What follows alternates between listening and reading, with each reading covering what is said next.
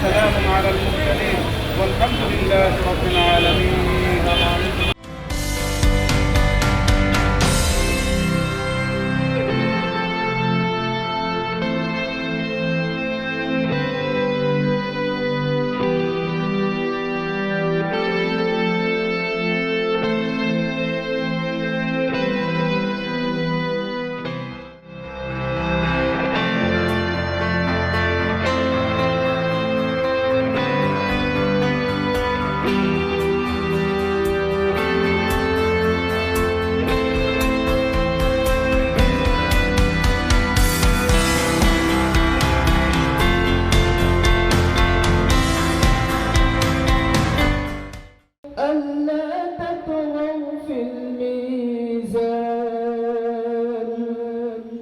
আল্লাহ তাআলা আমাদেরকে কোথা থেকে বের করে দিয়েছেন, উনার উসিলা এবং উনার ধৈর্য সহ্য অক্লান্ত পরিশ্রম সাথে আমাদের সকলের সহযোগিতা ইনশাআল্লাহ আজকে আমরা ঢাকা শহর তথা বাংলাদেশের ইতিহাসে এই প্রথম একটা বিল্ডিং প্রায় 24-25 তলা বলতে পারেন, উপরে হেলিকপ্টার প্যাড সহ আন্ডারগ্রাউন্ডে দুটো গাড়ি পার্কিং সহ আমরা উদ্বোধন করতে পেরেছি। আমি ধন্য, আমি কৃতজ্ঞ।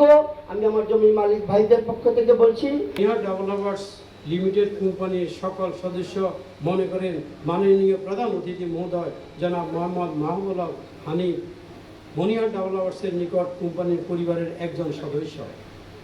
অতীতে কোম্পানির সুখে দুঃখে তার আন্তরিক সহযোগিতা পেয়েছি, তাই আমরা ওনাকে কৃতজ্ঞতা জানাই।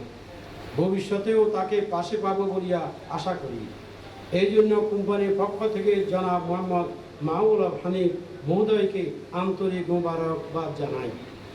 সম্মানিত উপস্থিতি, আপনারা জেনে খুশি হবেন যে মনিহার নুরানি টাওয়ার নামক কোম্পানির প্রস্তাবিত প্রায় 1.5 বিঘা জমির উপরে 22 তলা বিশিষ্ট আরও একটি বাণিজ্যিক ভবন কাজ অতি শীঘ্রই শুভ সূচনা হতে যাচ্ছে।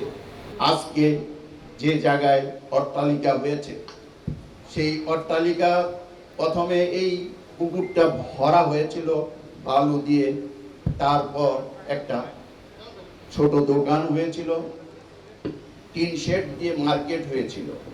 এই মার্কেটের পরে এই জায়গায় একটা অট্টালিকা হয়েছে। এই যে ধাপে ধাপে হয়েছে, আজকে আপনারা যারা ব্যবসায়ী, আজকে আপনারা এখানে অট্টালিকায় ব্যবসার জন্য এসেছেন, ব্যবসা করবেন। আজকের যারা এই উদ্বোধনে ব্যবসায়ী যারা আছে তাদের উদ্দেশ্যে আমি এইটুকু বলবো, এই মার্কেটের যখন সুন্দর একটা মার্কেট হয়েছে, আপনারা অনুরোধ করে এই মার্কেটের যারা ব্যবসায়ী তারা যেন আপনাদের মার্কেটের যে সাধারণ মানুষ কিনতে পারে সেরকম রেট যেন আপনাদের থাকে। তাহলে এই মার্কেটটাকে জমাতে হলে আপনারা আপনাদের সেই পলিসি নেবেন। 1988 সালে ঢাকাতে প্রথম ঢাকা বিশ্ববিদ্যালয়ে পড়তে আসি।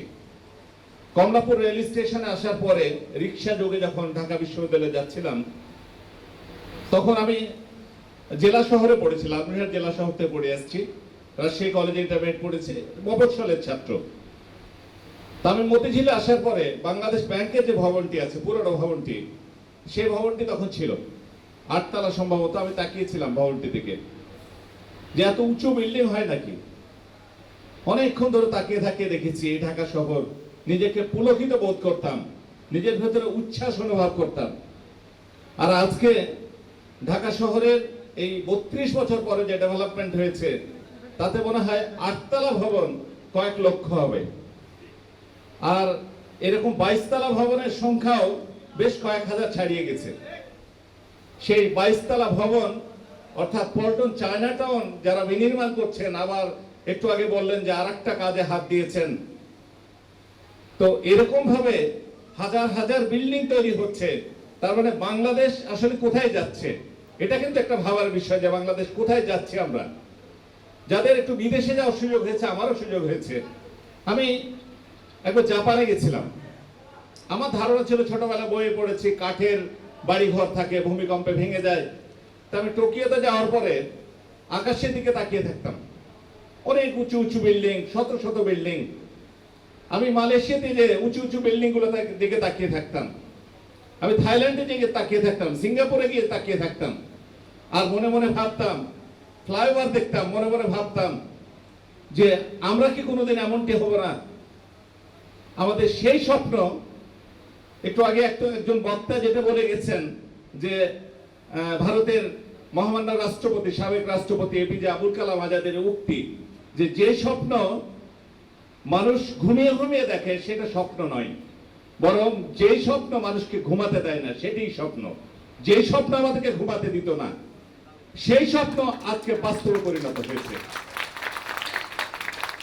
এই স্বপ্ন বাস্তবে কিভাবে পরিণত হয়েছে সেটি দেখার জন্য যারা স্বপ্ন দেখছে, বহুকাল ধরে দেখছে, তারা আজকে বাংলাদেশে আছে।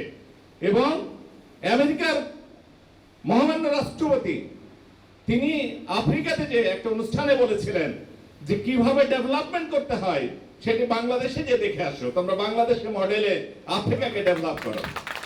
আমেরিকার রাষ্ট্রপতি, আমেরিকার প্রেসিডেন্ট বলেছিলেন যে পাকিস্তানের গ্রিপ থেকে আমাদের মুক্ত হতে রক্ত ঝরাতে হয়েছে, জাতির জনককে তার 23 বছরের অর্ধেকের বেশি সময় কারাগারে বরণ করতে হয়েছে, কারাগারে কাটাতে হয়েছে। সেই 23 বছরে যারা শোষক, যারা শাসক, যারা অত্যাচারী, যারা আমাদেরকে দাবিয়ে রেখেছিল, যারা আমাদেরকে তাবেদার করে রেখেছিল, সেই তাবেদার রাষ্ট্র পাকিস্তানে ইমরান খান যখন ক্ষমতায় আসলেন, তখন ইমরান খান জাতির উদ্দেশ্যে ভাষণ দিতে যেয়ে বললেন যে আমি পাকিস্তানের মানুষকে সুইজারল্যান্ড বানাবো, সুইজারল্যান্ড বানিয়ে দেব। পাকিস্তানের নাগরিকরা দাঁড়িয়ে গিয়ে বললেন, মিস্টার প্রেসিডেন্ট, আমাদেরকে সুইজারল্যান্ড বানিয়ে দেখানোর দরকার নেই, আপনি বড় একটা বাংলাদেশ বানিয়ে দেখায় দেন। তার মানে পাকিস্তান বাংলাদেশ হতে চায়। এখন এই 50 বছরে বাংলাদেশ এই জায়গাটিতে এসেছে। এর মধ্যে এই 50 বছরের করুণ ইতিহাস, সেই বিশ্বাসঘাতকদের ইতিহাসও আছে এর ভিতরে। আর আছে বাংলাদেশকে আজকের এই 22 তলা পল্টন চায়না টাউন বিনির্মাণের ইতিহাসও আছে। সেই ইতিহাস যিনি রচনা করে যাচ্ছেন একের পর এক, তিনি হচ্ছেন আমাদের সকলের নয়নের মণি, সকলের চিন্তা এবং স্বপ্নের কেন্দ্রবিন্দু মাননীয় প্রধানমন্ত্রী শেখ হাসিনা। মাননীয় প্রধানমন্ত্রী শেখ হাসিনা বলেছিলেন যে বাংলাদেশকে উন্নত আয়ের দেশ হিসাবে দেখাবেন।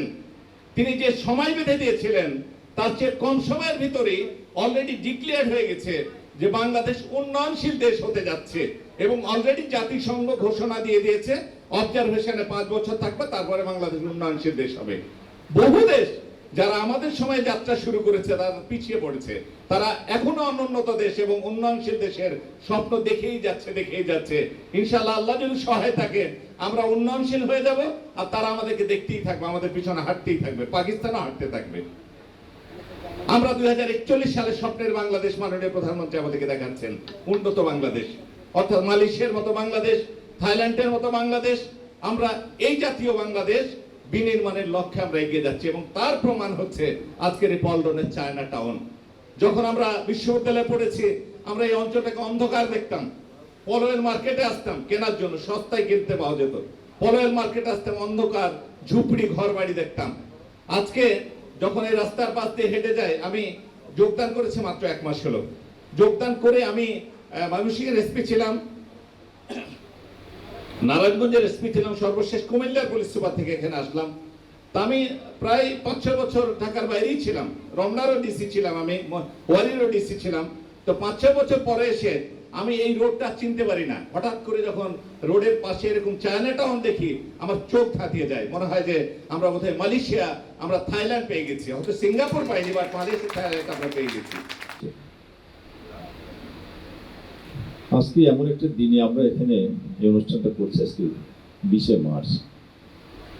মার্চ মাসটাই হচ্ছে আমাদের জাতির জন্য অত্যন্ত গৌরবের, অহংকারের মাস। এই মাসে আমাদের জাতির পিতা বঙ্গবন্ধু শেখ মুজিব উনি জন্মগ্রহণ করেছিলেন। এই মাসে আমাদের স্বাধীনতার ডাক দিয়েছিলেন এবং স্বাধীনতা যুদ্ধ শুরু হয়েছিল। আমরা স্বাধীন দেশের নাগরিক, স্বাভাবিকভাবেই এই স্বাধীনতা আমাদের জন্য একটা অহংকার। সেই অহংকারের মাসে দাঁড়িয়ে দুটি কথা বলার আগে আমি গভীর শ্রদ্ধার সঙ্গে স্মরণ করি বাংলার সর্বকালের শ্রেষ্ঠ বাঙালি স্বাধীন বাংলার স্থপতি জাতির পিতা বঙ্গবন্ধু শেখ মুজিবুর রহমানের প্রতি, শ্রদ্ধা জানাই জাতীয় চার নেতার প্রতি, শ্রদ্ধা জানাই 15ই আগস্ট কালো রাত্রিতে জাতির পিতার সঙ্গে তার পরিবারের যে সকল সদস্য শহীদ হয়েছে। শ্রদ্ধা জানাই মুক্তিযুদ্ধে 30 লক্ষ শহীদ এবং 2 লক্ষ বেশি মা বোন যাদের আত্মত্যাগের বিনিময়ে আমাদের এই স্বাধীনতা অর্জিত হয়েছিল। আমি আজকে এখানে দুটি কথা বলার আগে আমার কিছু অনুভূতি ব্যক্ত করিনি। আমি অত্যন্ত মুগ্ধ হলাম এই ভবনটায় আসতে পেরে। আমি ভবনের নির্মাণ শৈলী, ভিতরে যে পরিষ্কার পরিচ্ছন্নতা, দোকানপাটের যে বিন্যাস, সবগুলো আমাকে সত্যি খুব ভালো লেগেছে। এই এলাকার সঙ্গে আমার বহুদিনের স্মৃতি। আমার মনে আছে যে 74 সালে আমার এখানে আগমন। আমরা 74 সালে প্রথমে বনে গিয়েছিলাম, তারপরে আউটার সার্কেল রোডে এখানে আমাদের বাসা ছিল। আমি তখন ঢাকা কলেজের ছাত্র, এখান থেকেই ক্লাস করতাম। পিজঙ্গি মাজার একটা থেকে ওখানে 6 নম্বর বাস ছিল, যেটা ফার্মগেট হয়ে গুলশান যেত। এই বাসটাই ছিল আমাদের সম্ভব। একটু আগে সৈয়দ নুরুল কবির এখানকার চিত্রটার কথা বললেন, তারও আগে আমাদের কমিশনার এমএলএ কাবুল সাহেব উনিও বললেন যে একসময় এলাকায় কি ছিল। আমারও সেটা মনে পড়ে কিছু কিছু ঘটনা। আমার ছাত্র জীবনটা প্রায় নিউ আউটার সার্কেল রোড এলাকা থেকেই। আমি এখান থেকে আমার ঢাকা বিশ্ববিদ্যালয়ে আমি লেখাপড়া করেছি। আমার ঢাকা বিশ্ববিদ্যালয় থেকে আমার অনার্স মাস্টার শেষ করেছি। এবং সবচেয়ে মজার বিষয় হলো যে আমি লেখাপড়ার পরে যখন আমার কার্যক্রম শুরু করি, স্বাধীন পেশাটা আমার সবচেয়ে পছন্দের ছিল ব্যবসায়ী। যেহেতু আমি বিশ্ববিদ্যালয়ে কিন্তু ম্যানেজমেন্টের ছাত্র ছিলাম, ম্যানেজমেন্টে লেখাপড়া করেছি, আমার আগ্রহ ছিল একটা ব্যবসা করার। যদিও ব্যবসায়ী হিসেবে আমি খুব সফল হতে পারি নাই নানান কারণে। তা আমি আমার প্রথম অফিস ছিল দিলকুশা, এরপরে ঘুরতে ঘুরতে আবার এখানেই চলে আসলাম। এই সিটি হাটে আমার কিন্তু এখনো একটা অফিস আছে স্পেস। এখানে আমি দীর্ঘদিন প্রায় 15-20 বছর মতো এখানে সিটি হাটে আমার অফিস করেছি। স্বাভাবিকভাবে এই এলাকার সঙ্গে আমার একটা নিবিড় একটা সম্পর্ক, একটা নিবিড় একটা অনুভূতি আছে, যে স্মৃতি জড়িয়ে আছে। এখানে আসলে আমার মনে হয় যে কেন যেন একটা নিজের আপন জায়গার মতো মনে হয়। দীর্ঘদিনের এখানে পথ চালাচ্ছিল আমার। আজকে সেই জায়গাটায় পল্টন সুপার মার্কেট ভেঙে আজকে চায়না টাউন হলেন, পল্টন চায়না টাউন। এটা সত্যি আসলে অভাবের উন্নতি হয়েছে। আমার একটু আগে আমাদের দুজন বক্তাই বললেন যে দেশের যে উন্নয়ন অগ্রগতি, যে আমরা কোথায় ছিলাম আর কোথায় আজকে আসছি। আমাদের যখন পাকিস্তান আমরা ছিলাম, 70-এর কথা মনে আছে, যখন আমরা স্কুলে পড়তাম, তখন আমার এক বোনের হাজবেন্ড, উনি বিমান বাহিনীর চাকরি করতেন, ওনার পোস্টিং ছিল তখন পেশোয়ারে। তখন আমাদেরকে জানাতো, ছবি পাঠাতো। পাকিস্তানে ইসলামাবাদ, রাওয়ালপিন্ডি, পেশোয়ার এত চমৎকার শহর ছিল, আর আমরা ছিলাম একেবারেই জীর্ণশীর্ণ। আমাদের খুব করুণ দারিদ্রতার ছাপ নিয়েছিল আমাদের ঢাকা শহর। আমাদের শোষণ করে তারাই দিন দিন তাদের ঢের সারাচ্ছিল। আজকে সেটা পরিবর্তন করেছে। বাংলাদেশ এখন কিন্তু উন্নয়ন অগ্রগতি এগিয়ে যাচ্ছে। এই যে বাংলাদেশের বর্তমান অর্থনৈতিক অবস্থা কতটা শক্তিশালী, যেটা নুরুল কবির বললেন যে পাকিস্তানের এখন ফরেন রিজার্ভ $20 বিলিয়ন, আর আমাদের রিজার্ভ $43 বিলিয়ন ছাড়িয়ে গেছে আমাদের, যা ডবলের বেশি। যে পাকিস্তান আমাদের শোষণ করছিল সেটার থেকে আমরা আজকে ছাড়িয়ে গেছি। আমি এই যে আজকে একটা মিটিংয়ে সকালে বললাম, মার্কিন এক সাংবাদিক নিকোলাস ক্রিস্টোফার, উনি দ্য নিউ ইয়র্ক টাইমসে উনি কলাম লেখেন। 1991 সালে উনি আসছিলেন বাংলাদেশে। আপনাদের হয়তো মনে আছে 91 সালে নির্বাচনের পরে যখন বিএনপি রাষ্ট্র ক্ষমতায়, সেই সময় একটা ভয়ঙ্কর একটা ঝড় হয়েছিল, ঘূর্ণিঝড়। চট্টগ্রামে ব্যাপক ক্ষয়ক্ষতি হয়েছিল এবং অনেক মানুষ মারা গিয়েছিল। সেই সময় নিকোলাস ক্রিস্টোফার উনি এই খবরটার জন্য, এটা কাভারেজের জন্য আসলেন। আমি সেদিকে দেখলাম এই 10ই মার্চ 2021 সালের 10ই মার্চ নিকোলাস ক্রিস্টোফার উনি দ্য নিউ ইয়র্ক টাইমসে একটা আর্টিকেল লিখছেন। সেখানে উল্লেখ করছেন যে উনি 91 সালে আসলেন, সেই ঘূর্ণিঝড়ে প্রায় 1 লক্ষের উপরে মানুষ মারা গিয়েছিল, সেই খবর উনি কভার করতেন। তখন উনি বলেছিলেন, উনি লিখেছিলেন যে মহা দুর্যোগ দুর্বিপাকের এক হতভাগা দেশ হচ্ছে বাংলাদেশ। এই বাংলাদেশ দুর্যোগ দুর্বিপাকে সবসময় আক্রান্ত। বাংলাদেশের সম্ভাবনা এর চেয়ে বেশি আর ভালো হওয়ার নেই, তাদের বক্তব্য। আর সেই নিকোলাস ক্রিস্টোফার আজকে এই 10ই মার্চ উনি লিখছেন, সেই 91 থেকে আজকে 2021 সাল বাংলাদেশে আমূল পরিবর্তন হয়ে গেছে। বাংলাদেশের অর্থনীতি, বাংলাদেশের সামাজিক নিরাপত্তা, বাংলাদেশের নারীর ক্ষমতায়ন এবং শিশুদের যে উন্নয়ন এবং তাদের অধিকার যেভাবে প্রতিষ্ঠা করা হয়েছে, উনি ইঙ্গিত করেছেন, নিউ ইয়র্ক টাইমসটা আপনারা এখনো ওয়েবসাইটে সার্চ করলে পাবেন, যে মার্কিন প্রেসিডেন্ট জো বাইডেনকে ইঙ্গিত করে লিখেছেন যে কিছু কিছু ক্ষেত্রে বাংলাদেশের কাছ থেকে আমরা তাদেরকে অনুসরণ করতে পারি। এটাই হচ্ছে আজকে আমাদের মাননীয় প্রধানমন্ত্রী শেখ হাসিনার তার অবদান। মানুষের যদি একটা ভিশন থাকে, কমিটমেন্ট থাকে, তাহলে কিন্তু তার দ্বারা অনেক কিছুই সম্ভব। বিশ্বের অন্যতম ধনী স্টিভ জবস একসময় কিন্তু চরম দারিদ্রতার কোষাগারে ছিলেন, অর্থের অভাবে কিন্তু লেখাপড়া ঠিকমতো করতে পারে না। সে কিন্তু বিশ্বের একটা অন্যতম ধনী হিসেবে আসেন, কারণ তার প্রত্যয় ছিল, তার দৃঢ়তা ছিল, তার সেই ভিশন ছিল, যেটা আমাদের প্রধানমন্ত্রী শেখ হাসিনা তিনি কিন্তু করতে সক্ষম হয়েছেন। আরেকজন সাংবাদিক, মার্কিন সাংবাদিকই, দ্য ওয়াশিংটন পোস্টের উনি মাইক বার্ড, উনি সে একটা লিখেছেন যে এখন দক্ষিণ এশিয়ায় অর্থনীতির সবচেয়ে তেজি ঘোরা হচ্ছে বাংলাদেশ, দ্রুত গতিতে বাংলাদেশ এগিয়ে যাচ্ছে। সেই উন্নয়নের ধারা কিন্তু আজকে এই মার্কেটের ছোঁয়া লেগেছে। এই মার্কেটটা করেছেন আজকে এখানে, আমি জিজ্ঞেস করলাম আমার আলমগীর সাহেবকে, ইতিমধ্যেই কিন্তু প্রায় সব দোকান এবং অফিস স্পেস বিক্রি হয়ে গেছে। তার মানে দেশে যে একটা মানি সার্কুলেশন আছে, অর্থনীতির একটা গতি আছে, এটি তার একটা বড় প্রমাণ। প্রায় 500 কোটি টাকার উপরে যেখানে ইনভেস্টমেন্ট, সেটা কিন্তু সঙ্গে সঙ্গে বিক্রি হয়ে গেছে। কারণ আমাদের অর্থনীতির এখন সেই শক্তি, তার সেই শক্তি আছে, সেই ক্ষমতা আছে। যারা অনেক সময় বিরোধিতা করেন, যারা উন্নয়ন দেখেন না, অগ্রগতি দেখেন না, তাদের কথা আলাদা। আবার পাশে এটাও বলে রাখি যে এই যে অর্থনীতি দেখছেন, এটা এখানে কিন্তু শেষ না। আমাদের মিরেশ্বরেতে ওখানে একটা অর্থনৈতিক অঞ্চল গড়া হচ্ছে, যেটা হয়তো অনেকে আপনারা জানেন, আগামী 3 বছরের মধ্যে এটা চালু হবে। 30,000 একর জায়গার উপরে একটা অর্থনৈতিক অঞ্চল গড়া হচ্ছে। এটা বলতে পারেন যে একটা সিঙ্গাপুর ওখানে হবে, যেখানে শুধুমাত্র শিল্প অঞ্চল সহ সকল রকম সুবিধা সহ। ইতিমধ্যেই কিন্তু দেশের অর্থনীতিবিদ না, বিদেশের অর্থনীতিবিদরা ফোরকাস্ট করতেছে, এটা চালু হলে বাংলাদেশের শুধুমাত্র ওই মিরেশ্বরাই অর্থনৈতিক অঞ্চল থেকে বছরে $50 বিলিয়ন আমাদের ওখান থেকে এক্সপোর্ট হবে, যেটা বাংলাদেশের অর্থনীতি এখন যে সক্ষমতা তার দ্বিগুণের বেশি ছাড়িয়ে যাবে।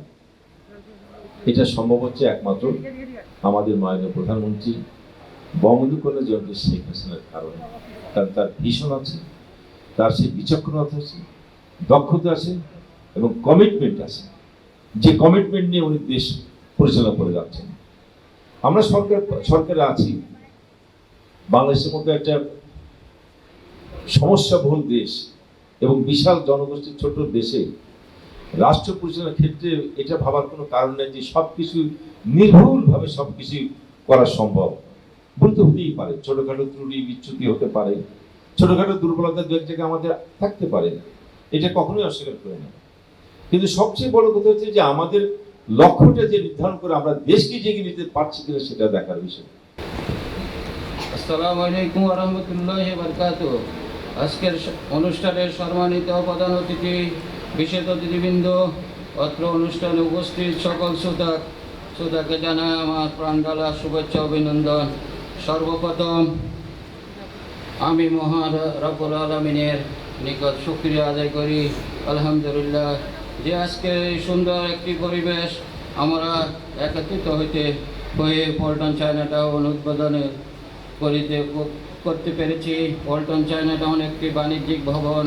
আমি আশা করব সকলে মিশে ঐক্যবদ্ধভাবে কাজ করব। ব্যবসা বাণিজ্য যেমন সাফল্য আসবে তেমনিভাবে বেকার কর্মসংস্থা ব্যবস্থা হবে। আমি এই পল্টন চায়না টাউনের সফলতা কামনা করেছি। আজকের অনুষ্ঠানে সম্মানিত প্রধান অতিথি, বিশেষ অতিথিবৃন্দ, সকল ব্যবসায়ীবৃন্দ, আপনাদের মূল্যবান বক্তব্য, মূল্যবান সময় দিয়ে উদ্বোধনী অনুষ্ঠানে এসে সহযোগিতা করার জন্য আমরা কৃতজ্ঞতা প্রকাশ করেছি। আপনাদের সামান্য আপ্যায়নের ব্যবস্থা করা হয়েছে, দয়া করে আপনারা গ্রহণ করবেন। সবাইকে আবারও শুভেচ্ছা জানিয়ে আজকে অনুষ্ঠানের সম্মানিত সমাপ্তি ঘোষণা করছি। আসসালামু আলাইকুম ওয়া রাহমাতুল্লাহি ওয়া বারাকাতুহু।